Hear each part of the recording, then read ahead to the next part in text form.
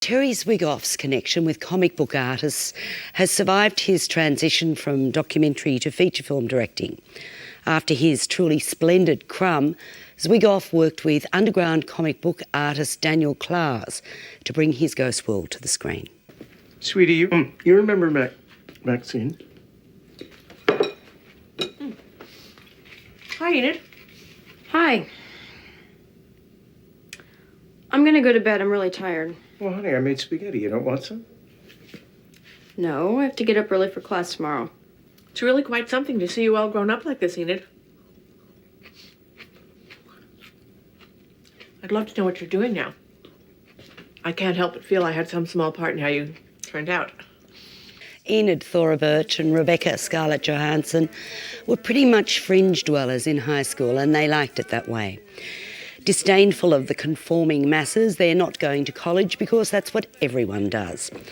Rebecca gets a job and organises the flat that she and Enid plan to share. But Enid has to attend summer art classes with teacher Roberta Ileana Douglas in order to graduate.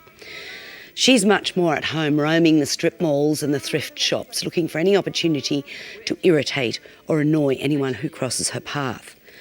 And then they meet up with Seymour, Steve Buscemi, a man who admits he can't relate to 99% of humanity. Enid finds herself drawn to this kindred spirit. Why'd you bring the record?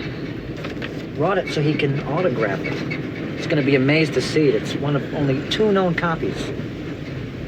Can't believe they have him as the opening act and not the headliner. It's what an insult. You know, there's gonna be lots of girls for you to pick from at this bar. I'm not holding my breath in that department.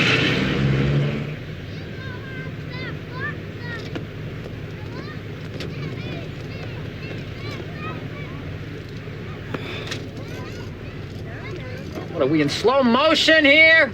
Come on, what are you, hypnotized? Have some more kids, why don't you?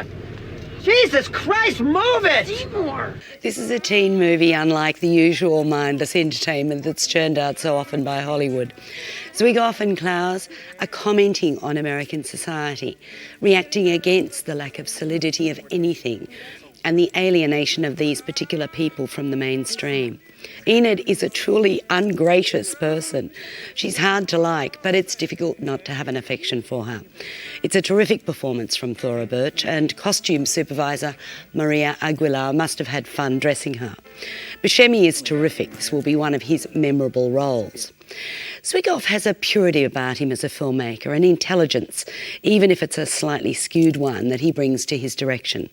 Ghost World is a really interesting film for a lot of reasons. David, did you like it? Oh, I liked it very much. And I love these characters. I love these 2 girls, especially Enid, of course. Thora Birch, as you say, is quite marvellous in the role because she's so disapproving of society in general. Yes. And yet there's a vulnerability about her somehow behind that sort of tough, cynical exterior. But it's nice that Buscemi's character is actually even more vulnerable than she is. She's a tough little cookie in a lot of ways. Yes.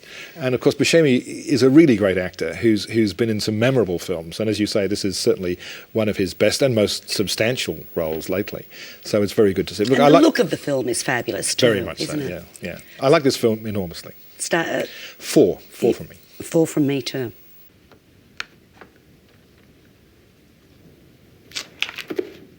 I think that Philip and Enid can help us to see that there are many different ways we can express ourselves. We can do things like these cartoons that are amusing as a sort of a light entertainment, or we can do work that is more serious in scope and feeling and that deals with issues, emotional, spiritual, political, of great importance. Who is responsible for this? I am. Talk to us about it. It's my response to the issue of a woman's right to choose. Mm-hmm. It's something I feel super strongly about. Isn't this a wonderful peace class? Ghost World opens nationally tomorrow.